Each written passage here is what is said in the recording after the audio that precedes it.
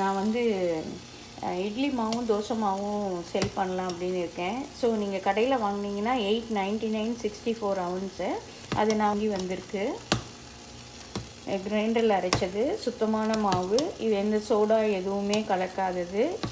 சரியா? இது பாருங்க எப்படி இருக்குன்னுட்டு. நான் இன்னும் கொஞ்சம் தண்ணி ஊற்றி நல்லா மிக்ஸ் பண்ணேன்னா நீங்கள் வந்து நல்லாயிருக்கும். இட்லி தோசைக்கு ரொம்ப நல்லாயிருக்கும். தோசைக்கு வேணும்னா இன்னும் கொஞ்சம் தண்ணி ஆட் பண்ணிக்கலாம். இட்லிக்குன்னா இந்த மாதிரி இருக்குது. பாருங்கள் மாவு எப்படி இருக்குது.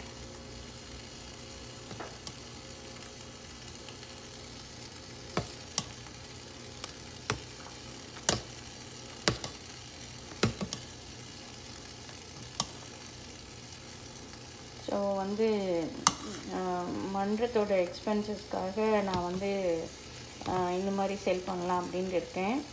ஸோ டொனேஷன் வாங்குறத விட I feel this is better one. So பாருங்கள் எப்படி இருக்குன்னு.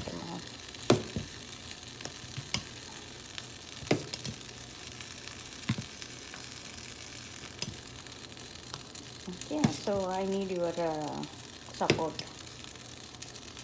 ஸோ இதே மாதிரி நான் வந்து வடைக்கான மாவும் அரைச்சி கொடுக்கலான்னு இருக்கேன். ஸோ நீங்கள் வந்து வடைக்கான மாவு எவ்வளோ வேணும்னு கேட்டிங்கன்னா அதுக்கு தகுந்த மாதிரி நான் வந்து ரெடி பண்ணி கொடுக்குறேன். அதோட ப்ரைஸ் வந்து நான் உங்களுக்கு I will tell you. Okay, so இப்போதைக்கு நான் வந்து இட்லி மாவுக்கு தான் நான் வந்து ஃபிக்ஸ் பண்ணியிருக்கேன் ப்ரைஸ். நீங்கள் கடையில் இந்த மாதிரிலாம் வாங்க முடியாது. சோடாப்பு போடுவாங்க, இந்த அளவுக்கு மாவு உங்களுக்கு இருக்காது. அது விஷயமே வேறு.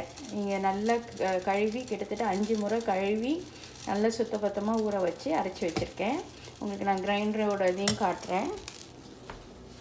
பாருங்கள் கிரைண்டர் எப்படி இருக்குன்னுட்டு நல்லா க்ளீன் பண்ணி அரைச்சி வச்சுருக்கேன். ஓகேயா?